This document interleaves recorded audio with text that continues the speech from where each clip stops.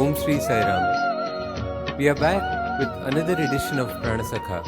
Today, we have with us Sri Sanjib Mohanta, who is working as the Senior Manager of Central Stores at Sri Sathya Sai Institute of Higher Medical Sciences, Prasanthigram. Brother Sanjib joined Sri Sathya Sai Institute of Higher Learning, Prasanthi Nilayam Campus in the year 1989. Bhagawan Baba later chose Brother Sanjib to join the Super Speciality Hospital in the year 1992. He was instrumental in setting up the central stores of the hospital. Brother Sanjib's family came into Swami's fold in the late 1960s. Let us now hear from Brother Sanjib about his journey to divinity. Sairam Suresh. It was many years back, and my parents first came to know about Swami when they attended a bhajan in our neighborhood. Father used to go there every Thursday for the bhajan sessions, and that is how he got introduced to Swami. And later on we also started having bhajans in the house. Father started reading all books and literatures on Swami after borrowing from my neighborhood uncle, I should say. And slowly he got developed his faith, and then he felt like that he should come on to Patti. And first time we reached Patti, it was around, I think, mostly in late 60s for the first time. And I remember vaguely that we used to have darshan. My darshan is like when Swami used to go for lunch sessions, he used to walk across the balcony, and everyone could get a very clear darshan. So that is how I remember my first darshan. He used to go, and after lunch he'll come back again. While going, he'll look at all the devotees, bless them, smile at them and go. So that is how I remember my first darshans in Puttaparthi. In one of those early trips, we had come with my parents, and we were staying here for a few days when my father, actually there was some problem at the office, so he was supposed to report back immediately. From the office, a telegram had been sent to my father actually. The address was my father's name and Kera Bhagawan Sri Sathya Baba, Prasanthi Nilayam. And the telegram went to Mandir directly because the postman didn't know whom to give, where to search and give the telegram. So he sent it to Mandir.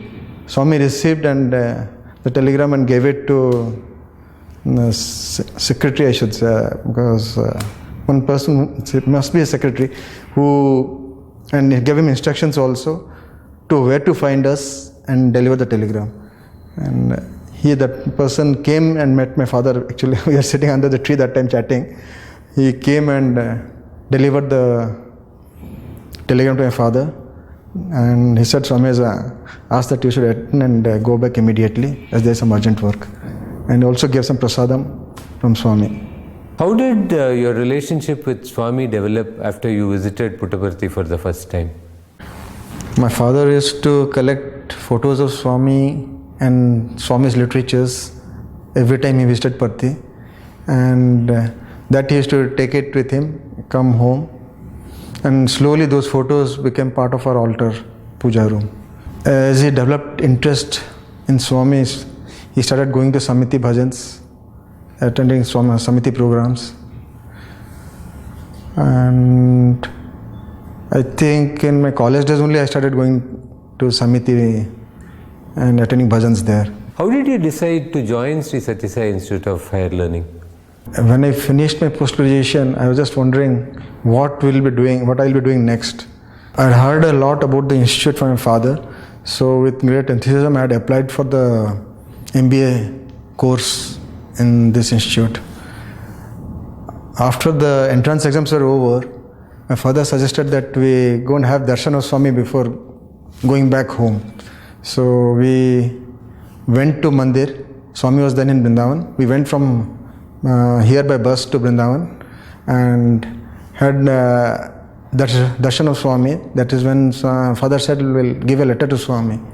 So that was my first time. I just scribbled a small slip of paper, wrote to Swami that I would like to join his course here. And darshan time, when Swami came around, he came, stood in front of me, and he was talking to the person behind me. So I was trying to give the letter, but I couldn't. Because he was talking, I didn't want to disturb him at that point of time. So my father said, "See, he has come very close now, take namaskaram." And that is, I should say, my first time when I got a Pad Namaskar from Swami, because he was standing very close to me. And after Swami had spoken to that person, he stretched his hand and took my letter and walked away. That was the first time in my life when I gave a letter to Swami. Later, when my father got the telegram that I've got a seat, he was very thrilled and he came and informed me. I was also very excited. Okay, that it's a wonderful opportunity which I've got now to join Swami's Institute. And one new thing which I found here after reaching here, after getting admitted here, was that every day we could go to Mandir for darshan.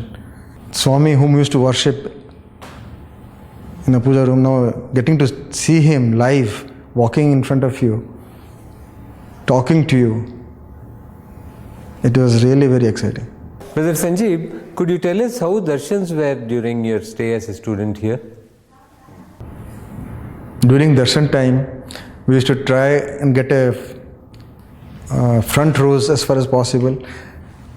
Front line normally is what we used to feel, and so that we get a chance, Swami, to talk to Swami or to touch his feet, lotus feet, and get a Pad Namaskaram, or if possible to the extent that a little smile from him.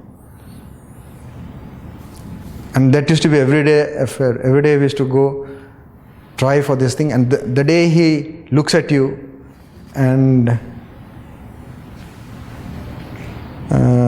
gives a little smile, or he has uttered a word of advice, that day will be one of the most happiest days, and will be in a state of bliss for the next 2 days. Even if it doesn't look also, it won't matter.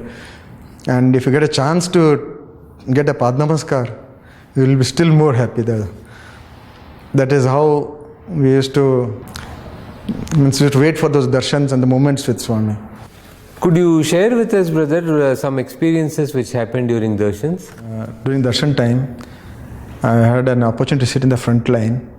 I was sitting and praying mentally, and Swami came slowly as he normally passes by. I thought he'll pass by, but he stopped in front of me and looked straight into my eyes. I also stared back, looking straight into the eyes, but I felt that his look was still deeper, going deep and deep inside, which I couldn't conceive what was happening that time. And it was very piercing look. He had a very piercing look, which I felt like he was going back into my past or future, I don't know. And my life was totally bare, open in front of him.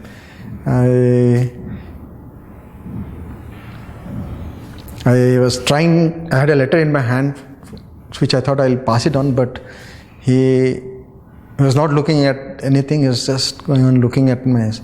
I don't know how much time passed by. Then slowly I felt that his hand moved towards my letter, touched slowly, tapped the letter, then tapped on my shoulder and whispered, I know. I was still looking at him. Then as he patted my shoulder, he read out the whole letter. Without taking the letter from my hand, he read out the whole letter to me back. Word by word, whatever I had written, line by line, full thing repeated. Then with a mischievous smile and a twinkle in the eye, he smiled and he looked at me and said, I know everything. I was totally dumbfounded. I was totally taken aback. I didn't know what to say. And slowly he glided past without taking the letter from my hand. I was stunned for those few moments. Didn't know what to say. What happened, I was wondering. And As Swami went away, giving bliss, a smile to other boys sitting next to me, the boy was just immediately next to me. He immediately turned and asked, "What did Swami say?" Then I realized that what Swami had told was not audible to anybody. Even the boy was sitting next to me, he didn't hear anything at all. But Swami had read the whole letter to me back. Tell us about the days you spent as a student in Swami's college. During our student days, all our teachings were not limited only to the classrooms. Whenever you used to come for darshan, it could be mandir foyer, mandir veranda, institute foyer, auditorium, or darshan lines also. When Swami used to come and stand in front of us, he will ask questions about what is happening, about management topics or marketing topics, even sometimes philosophy and education in human values. It could be anything. He could ask anybody any question, and he will also explain with relevant to the current trends in management and marketing policies. He will link up with values, with Sathya and Dharma, and stress on Sathya and Dharma, and say that we should always follow Sathya and Dharma in our life to build a good character. Brother, tell us, how was the interaction with Swami during interviews? In interview rooms, when you were with Swami, he used to even narrate examples from Puranic stories, Mahabharata or Ramayana. Sometimes he will create some item from those periods and show it to us to stress on the I mean also show that he was present those days and is also present now. Brother Sanjib, could you tell us about the incident when Swami created the Ratnamala gifted by Sita to Hanuman? Rama was coronated as king, and that is after returning from Lanka. That time he was distributing gifts to all the people who had helped him during the war, and that at that point of time Sita also wanted to give something to Hanuman. She expressed that desire to Rama, and then Rama called Hanuman and gave permission to Sita to give that. Sita gave a Ratnamala to Hanuman. That Ratnamala, Hanuman took it and broke it, went to the corner of the hall and broke the Ratnamala and removed each bead, put it in the mouth, uttered the word Rama into it, and then put it in his ear. Whether that sound was echoing back or not, he wanted to confirm that. And when nothing came out of it, he used to throw it.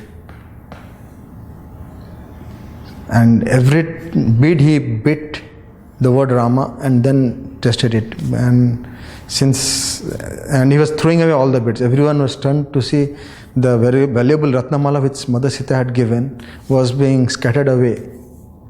And nobody could understand why he was doing it. So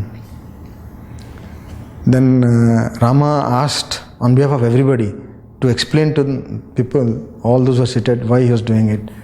And Hanuman gave a beautiful explanation that he beat it and uttered the word Rama into the bead. And since the bead didn't echo back that word, it is useless for him. So he was throwing it away. And finally only one bead, one Ratnamala bead he kept with him and tied it around his neck and kept. At that point of time Swami asked, "Would you like to see the Ratnamala?" So all the students were seated, were very excited, and immediately were hoping that he will show it. Then he said, "Not now, later," and he postponed the thing. After 2 days again we requested Swami to show that. Then Swami said, yes, I'll show you. Later again, he said. But at the end of that session, he created the Ratnamala and showed it to everybody. That Ratnamala, when it took some time to come, and Swami explained that all the beads were scattered in time, so he had to collect all of them and make the mala once again. And he showed it to each and every student who was sitting there at that point at the time. All were very thrilled, and everybody, he allowed everyone to touch that Ratnamala, and so there we saw the marks of the Hanuman teeth on every bead, and there was a dent mark, small dent on that every bead of it. We saw it. I thought only one or two had it. When we felt and saw all its whole mala, it had the beads, and there was one bead less. It was not 108; it was 107 beads in there. One bead, Swami explained, was with Hanuman. Brother, do you remember any interesting incident which you were a direct witness of? One such instance which I remember, actually it happened with my uncle. He was sitting in the devotees line and trying to give a letter to Swami. He did his best to give but couldn't reach because he was somewhere in the third or fourth row. So he was trying to get the attention of Swami to give that letter. And as Swami was passing by, he thought he'll not take. But somehow he could stretch out and reach Swami's hand. It's reach out fully. At that point, Swami turned, looked at him, took the letter, and then felt for something for a second and threw it back at him. So he felt a little disappointed that Swami didn't take the letter. So he caught the letter back and was trying again. And Swami moved away. Darshan got over, and he was a little disappointed that Swami didn't take the letter. He was in tears because he had written down some of his problems. He was wondering what to do, how to give it again to Swami. But at that point of time, he felt that the letter was a little thicker than what he was holding earlier. So he opened the letter and found that there was another paper inside with all instructions of what he has to do. He was so thrilled that he was very excited, thrilled, and he was little jumping with joy. And this is one instance how Swami takes care of his devotees in darshan time. This reminds me of another instance, like when Swami had come back from darshan carrying a handful of letters in his hand. He came and sat in his throne. He said, "See, so many problems I have to solve every day. We were wondering how he will read or when he will get the time to read so many letters." He also said every day he gets bag full of letters by post. Every letter Swami reads, he said. So we were wondering how it's possible. It's not possible. He said, it's very simple. Just put my hand on the letters and I know what is written. So we are all little surprised how he does that. I think he read our thoughts. So he immediately asked one boy to get up and gave him one letter from the bunch which was there, and said, "This is from so and so, and what he has written also Swami narrated it to us." Then he asked the boy to open the letter and read the address or whose name is written on the envelope, and open the letter and read it aloud. The boy was a little hesitant. He read the name of the sender's name in that envelope. Then he was hesitant to open it because it was addressed to Swami. So Swami said, no, go ahead, don't worry, I am ordering you to open it. You open it and read it. So in front of Swami, he opened the letter and opened the envelope and took out the letter and then started reading it. It was word by word what Swami had narrated earlier.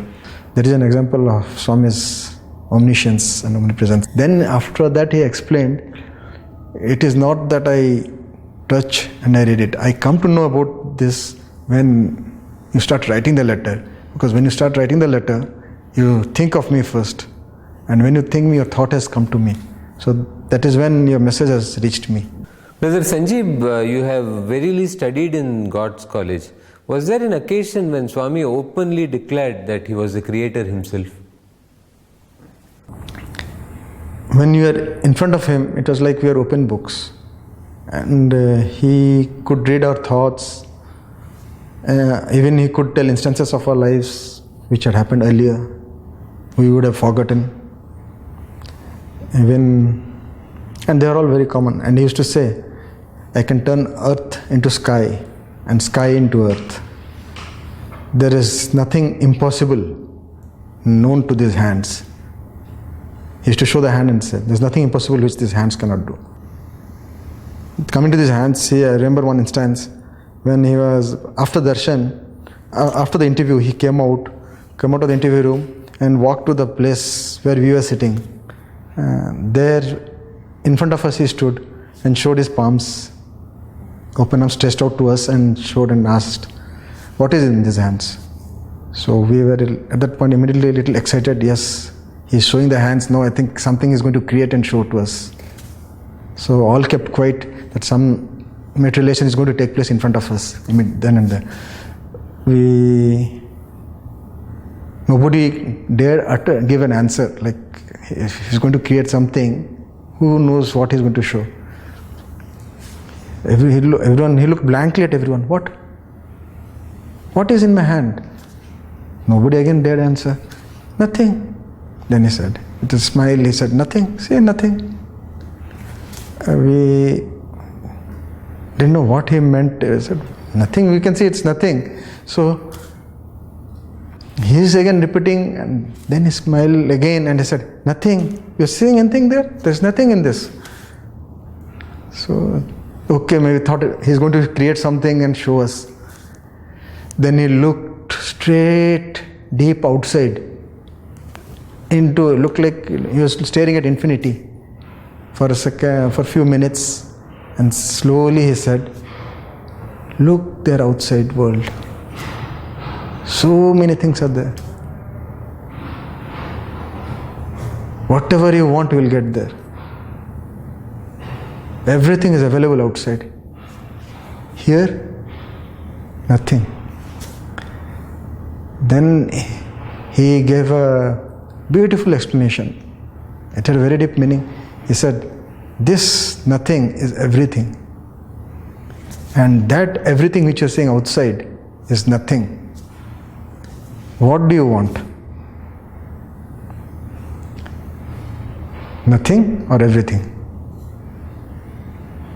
I left it to that. With a mischievous smile, he looked at everybody, turned around and walked off. Tell us how you joined Sri Sathya Sai Institute of Higher Medical Sciences, Prasanthigram. After studies are over, Swami used to tell all boys one by one, like who should join, what they should do. And when it came to me, he looked at me, smiled. He said, wait. I didn't understand, wait. I'll tell later, he said. So I thought, okay, he's going to tell me something. I thought he's just joking or something, but then after boys were sitting behind me or after me, he told them, apply so and so place, or go and apply, go home and apply, all that he told. And they all went and applied, and for me, since he didn't tell anything, I was just keeping quiet, waited down for a few more days, like thinking he will tell me something. And this went on from weeks to months, and later on when I realized that no, he's not telling me anything, so I thought I must ask him. But when I started to think of praying and asking him about this in detail, it didn't work out, because you can never say when Swami will respond to your prayers, in what way he'll respond. Then slowly, after I think a few months later, like say around 4 or 5 months later, he said, I need boys to join hospital. In our batch, he had selected few boys for the hospital and sent them to Delhi for training.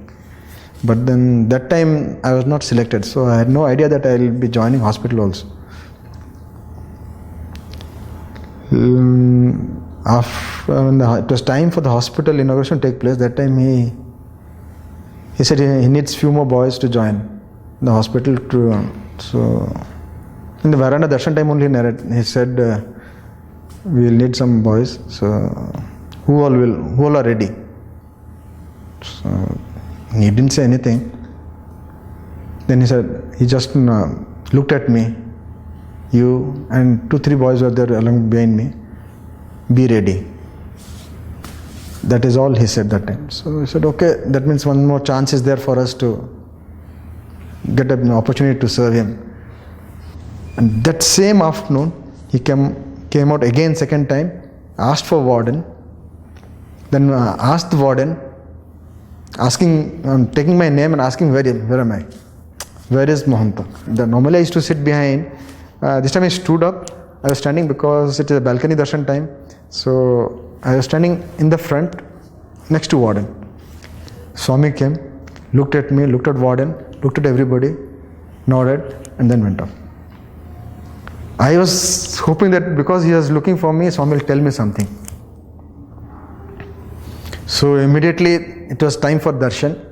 Swami will come out for darshan. So I made a beeline to the front line on the mandir veranda and went and sat there in the front, thinking whatever Swami wanted to say, at least he should not waste his time looking for me. So I made sure that I was in the front, visible. He came, opened the door straight, looked at me. So I was very hopeful and expectant he will tell me something. And with a smile, he gave a mischievous smile and went off for darshan. Like that, 2 darshans again. The smile that he gave was enough to keep me in a happy mood for the next 2 days. After 2 days, he again said, be ready to join the hospital. That is when I realized that yes, I will be joining hospital. And he called Dr. Sathya, who was the director, and told him, I have selected 2 boys. They will be coming and working with you. And then he pointed at us from the veranda only. Dr. Sathya turned and looked who all were. And that is how I think our journey started in the hospital. How would you summarize in one sentence the years you have spent in Swami's fold? From my student days, I have always seen Swami guiding us, whether in the institute or in the hospital, always involved in every activities, guiding us, prompting us so that we do better each time. And I have always felt his presence with me whenever I do any work. And I feel that he is always guiding me as my Pranasakha.